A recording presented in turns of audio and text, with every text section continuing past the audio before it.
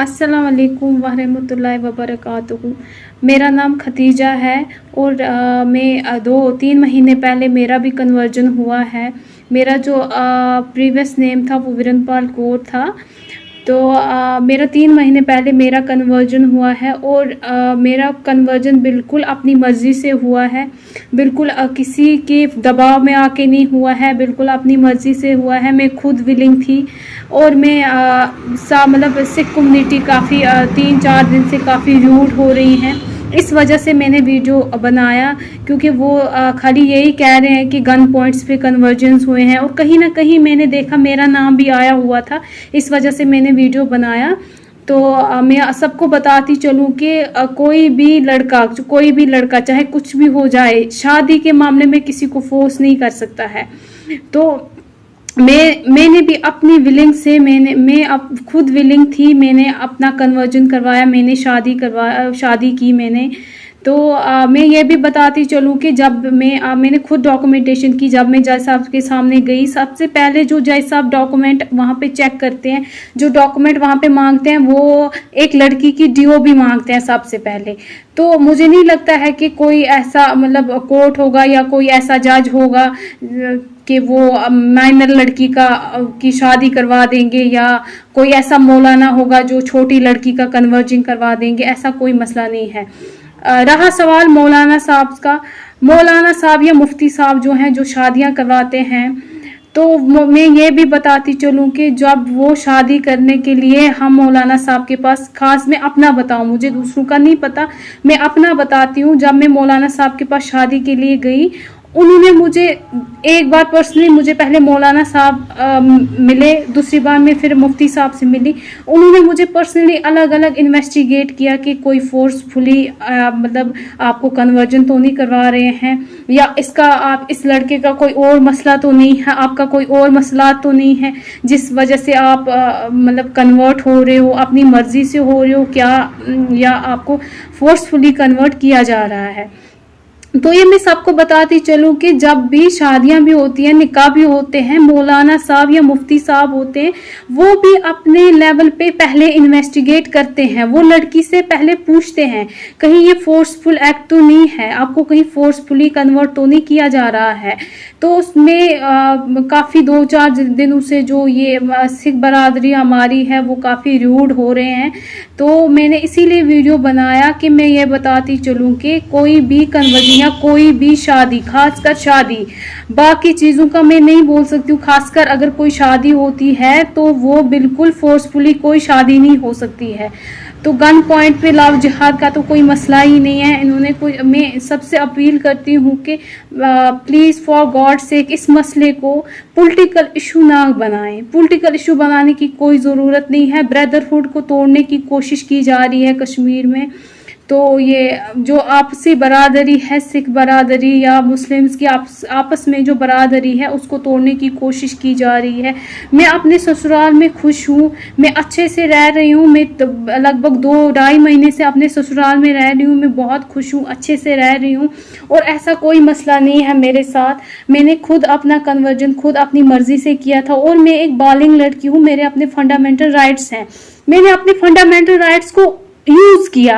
मैंने अपनी मर्जी से शादी की, जो मुझे फंडामेंटल राइट है मेरा। मैंने अपनी मर्जी से रिलीजन को चुना, जो मेरा फंडामेंटल राइट है, जो मुझे फंडामेंटल राइट है, कॉन्स्टिट्यूशन ने दिया है मुझे वो फंडामेंटल राइट कि मैं अपनी मर्जी से शादी कर सकती हूँ, मैं अपनी मर्जी से रिलीजन चूज कर सकती हूँ। तो इसमें कोई भी ज़बरदस्ती नहीं है, कोई किसी किस्म की ज़बरदस्ती नहीं है, कोई कुछ नहीं है। तो मैं आखिर में यही बोलना चाहती हूँ कि मेहरबानी करके आप इस चीज़ को पॉलिटिकल इशू ना बनाएं, कोई भाईचारे को तोड़ने की कोशिश ना करें। ऐसा कोई मसला है, किसी लड़की को कभी भी फोर्सफुली कोई कन्वर्ट नहीं कर सकता है। और आजकल की जो जनरेशन है, खासकर आजकल की जनरेशन को कोई भी कन्वर्ट नहीं कर सकता है फोर्सफुली, ये हम सब अच्छे से भली भांति जानते हैं। तो मैं सबसे यही अपील करती हूँ कि मेहरबानी करके पॉलिटिकल इशू ना बनाएं। तो मेरा भी कन्वर्जन जो है वो बिल्कुल मेरी मर्ज़ी से हुआ है, मैं खुद अपनी मर्ज़ी से। और ये भी मैं बोलूँ कि मेरे जो कन्वर्जन हुआ है 70% जो मैं कन्वर्जन को अपने को रीज़न दे रही हूँ वो है कि मैं इस्लाम से मुतासिर थी, मैंने कन्वर्जन किया। 30% ही मैं लव की ओर जा रही हूँ। तो इस वजह से मेरे मामले में कोई ये नहीं बोल सकता है कि फोर्सफुली कन्वर्जन हुआ है या और कोई चीज़। मैं इसीलिए मैंने ये वीडियो बनाया कि मैं आप सबको बोल सकूं, मैं सबको दिखा सकूं कि यार मेरा कोई कन्वर्जन नहीं है, मतलब फोर्सफुली, और ना ही मुझे किसी ने गन पॉइंट पे रखा, जैसे आप सब बोल रहे थे गन पॉइंट पे रखा है ये वो, ऐसा कोई मसला नहीं है मेरे साथ। जैसा कि आप लोग देख रहे हैं 2-3 दिन से एक वीडियो वायरल हो रहा है जिसमें सिख कम्युनिटी कह रही है कि हमारी 2 बच्चियां दनमीत और मनमीत मिसिंग हैं, जिसमें मनमीत को तो ये वो बोल रहे हैं कि उन्होंने मनमीत को रिकवर कर लिया है और दनमीत जो है, दनमीत स्टिल मिसिंग है अभी भी, दनमीत को हमें दिया जाए। और उनकी जो स्टेटमेंट हुई है वो गन पॉइंट पे हुई है, बल्कि ऐसा कुछ भी नहीं है। दनमीत मैं हूँ, मेरा मसला आज का नहीं है। मैं 2012 में कन्वर्टेड हुई हूँ। 2014 में मेरे निकाह हुए हैं मेरे बैचमेट मुजफ्फर के साथ, जो मेरी और उसकी रजामंदी से हुए हैं।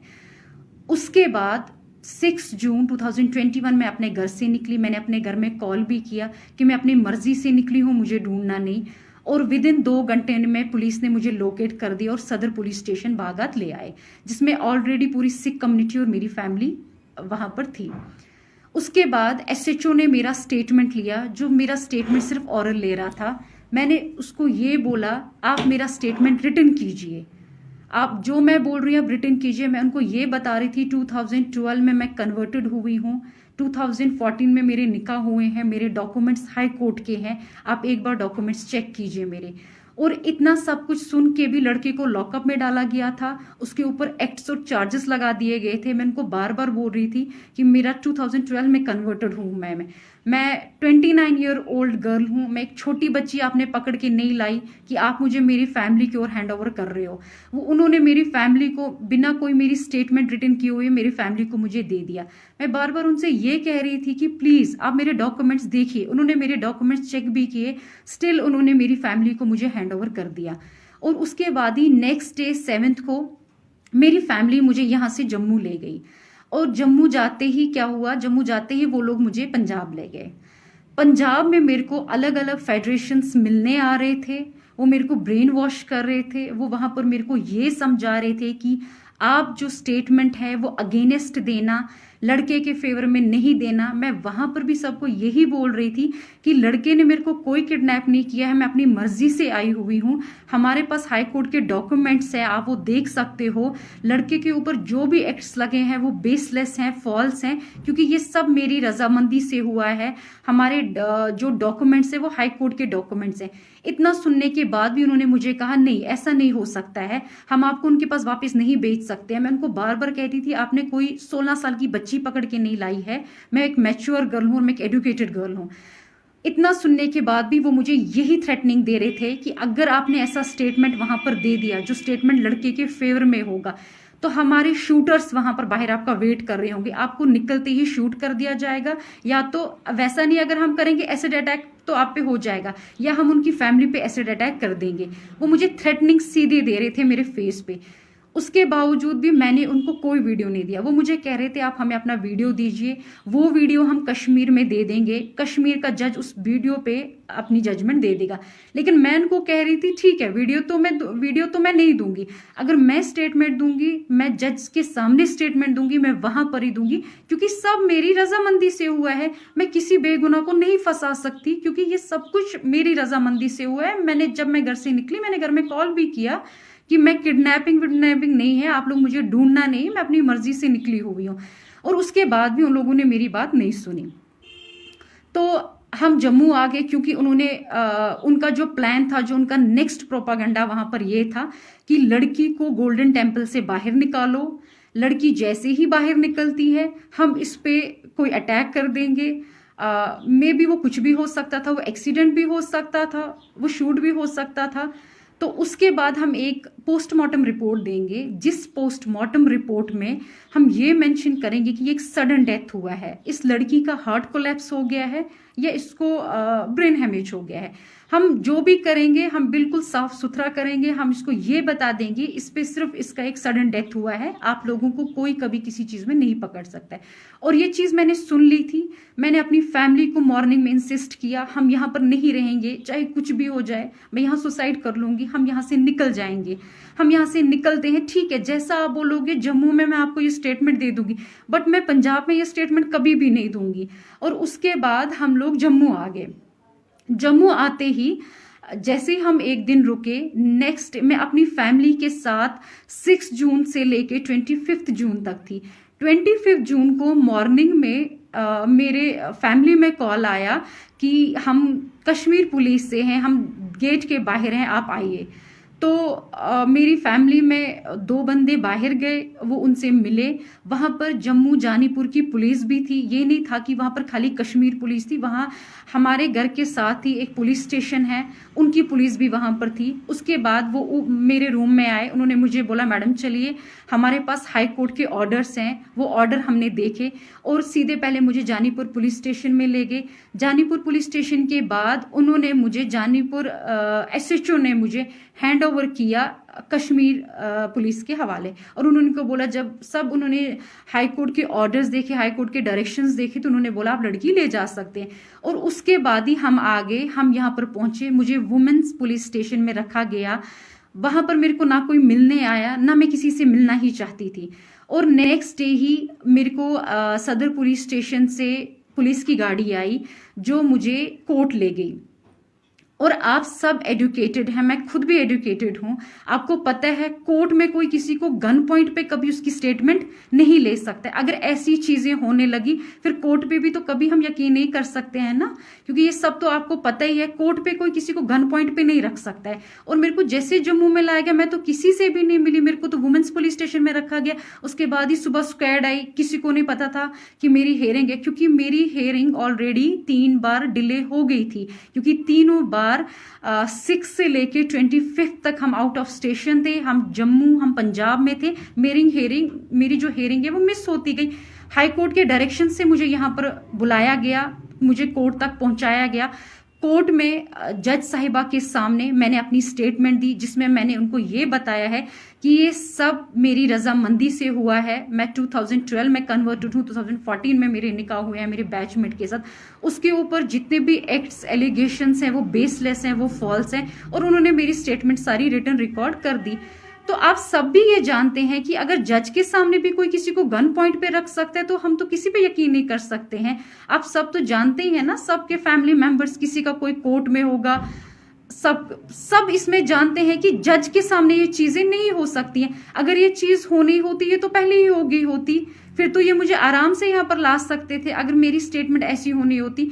और जज के सामने ऐसा कुछ भी नहीं होता है, ये आप सब वेल नोइंग और वेल अवेयर हैं। और मैं एक एजुकेटेड गर्ल हूँ, मेरे को पता है मेरे राइट्स क्या हैं क्या नहीं है।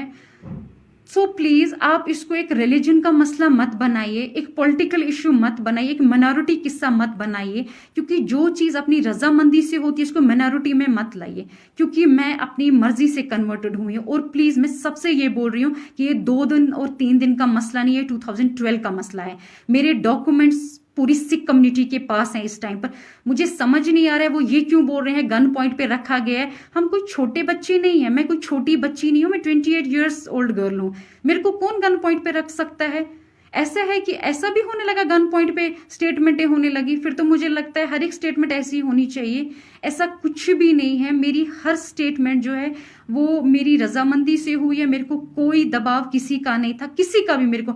इनफैक्ट अगर दबाव मुझे दिया गया वो मेरे को बाहर दिया गया कि अगर आप कश्मीर में आपने लड़के के फेवर में कोई भी स्टेटमेंट दी, हम आपको जिंदा नहीं रखेंगे, आप पे अटैक होने वाला है, उसकी फैमिली में होने वाला है, उसके ऊपर हो जाएगा। लड़के को हम कभी सेंट्रल जेल से नहीं निकलने देंगे। यहाँ पर तो वैसा मेरे को कोई थ्रेटनिंग नहीं था, मैंने तो फ्रीली अपनी सारी स्टेटमेंट यहाँ पर दी है।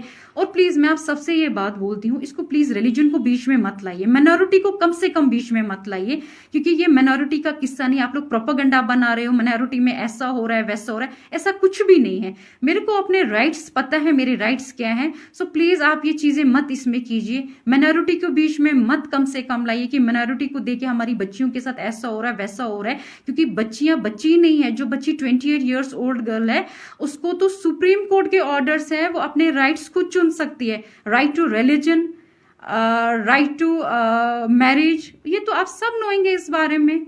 सो प्लीज रिलीजन के नाम पे ये दंगे फसाद मत करवाइए, ये डिमांड मत कीजिए वो मिसिंग है। मैं कोई मिसिंग नहीं हूं, मैं जहां पर हूं मैं अपनी मर्जी से हूं और मैं बहुत खुश हूं। सो प्लीज इसको रिलीजन का नाम और माइनॉरिटी का नाम मत बताइए। मैं कोई छोटी बच्ची नहीं हूं जिसको बोल कर ये करके ये चीज कराई जाए। फिर तो मैं अपनी फैमिली के साथ पूरा 25 डेज थी, जिसमें उन लोगों ने मेरी 3 हियरिंग्स मिस हुई हैं यहाँ पर, और 4th हियरिंग में जब हाई कोर्ट के डायरेक्शंस थे तब मैं यहाँ पर पहुंची हुई हूँ। सो प्लीज आप इसको माइनॉरिटी का किस्सा मत बनाइए, इसको इतना बड़ा पॉलिटिकल इश्यू मत बनाइए। जो चीज अपनी रजामंदी से हुई है उस चीज को प्लीज आप लोग पॉलिटिकल इश्यू और रिलीजन इश्यू मत बनाइए। Okay, thank you.